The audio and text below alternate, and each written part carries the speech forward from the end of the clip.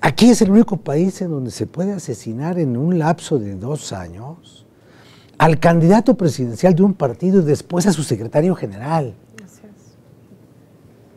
En la calle, a la vista del mundo y a la luz del sol. A Luis Donaldo lo mataron a las 5 de la tarde más o menos, y a Ruiz Maciel lo mataron a las 10 de la mañana, a las 9:30 de la mañana. Iba saliendo de un desayuno. Y al que iba a ser candidato, era candidato del gobierno de Tamaulipas, lo asesinan en la calle de día, en una carretera, en un traslado de un mitin político. Y así vamos viendo las expresiones: el crimen político, el crimen eclesiástico, que algunos dijeron que era un magnicidio porque era un príncipe de la iglesia. Vemos atentados, vemos más de 35 alcaldes asesinados a la puerta de su casa o en su propia localidad. Vemos algunos periodistas muertos, otros muertos disfrazados de periodistas. Vemos que hay una absoluta e indiscriminada violencia contra todos. Sí. En Chihuahua, ¿dónde fue? 4 chamacos apuñalaron a otro y lo enterraron. Y lo mismo pasó, me parece que en Durango. Los niños sicarios se vuelven los niños asesinos. ¿Y qué pasa? Pues pasa que hacemos una rifa del DIF. Porque la violencia se convierte en esos casos en una escuela. Los niños, pues, repiten lo que ven, lo que aprenden en esas acciones cotidianas. En empleo. En empleo. Yo comentaría Bueno, pues algo. los niños, ¿qué? Pues los niños nunca tienen empleo. ¿Qué debemos de hacer? A mí me parece sí. que también, como ya decía el diputado, o sea, que la gente espera qué proponemos hacer. A mí me parece importante, un primer esfuerzo es separar de las comunidades el asedio de la violencia. Por un razonamiento muy sencillo.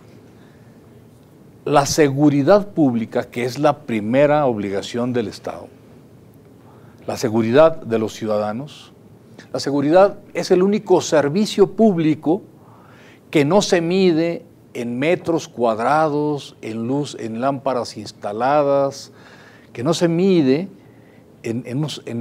como se mide el pavimento, el agua potable, la luz, el drenaje. Bueno, se mide en lo que no pasa. Se mide en percepción. Claro. No hay muertes violentas, No pero hay. seguridad. Por Nunca eso pasa nada. toda la seguridad pública se mide en percepción. Cuando la gente dice, yo me siento seguro, es que hay buena seguridad pública. Pero no quiere decir que no haya violencia. En algún foro internacional que teníamos alguna vez en Colombia, decían los colombianos, no entendemos a los mexicanos. Acá en Colombia hemos destacado en el mundo por la violencia que ha provocado inseguridad. Y lo primero que nos propusimos fue llevarnos a la violencia y a los violentos lejos de las comunidades donde la gente habita. Si nosotros nos llevamos a la guerrilla, a los terroristas, nos los llevamos a la selva. No hemos resuelto el tema de la violencia, sigue la violencia, pero ya no en las calles, ya no en las escuelas. Y si no entendemos a los mexicanos, porque ustedes hicieron lo contrario. Tenían a los violentos en la selva, en el desierto, en el bosque, y ahora los trajeron a las ciudades con la acción que hizo Felipe Calderón en diciembre del 2000. Le declara la guerra al crimen organizado sin un diagnóstico previo y además por un nacionalismo absurdo de decir, ya vamos a detener a los narcotraficantes aquí.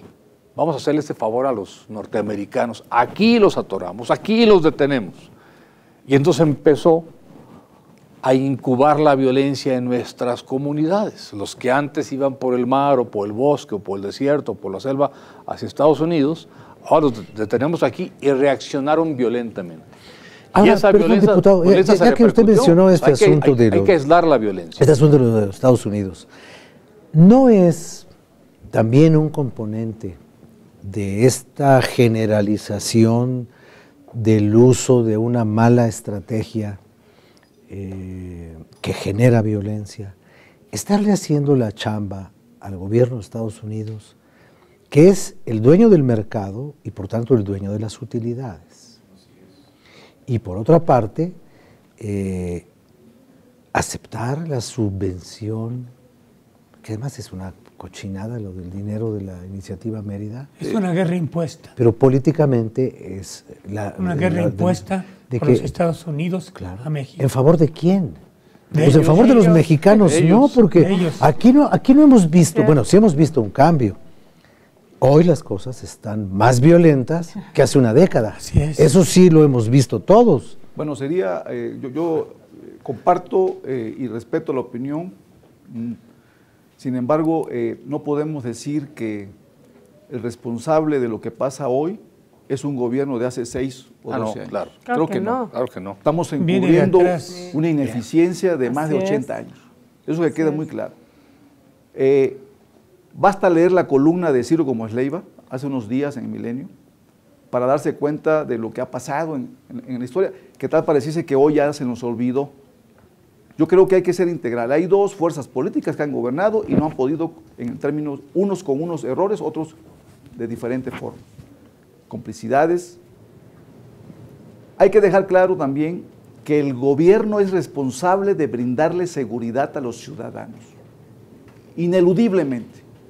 El gobierno, el poder público como expresión material del Estado es el responsable de darle seguridad a los ciudadanos. 2.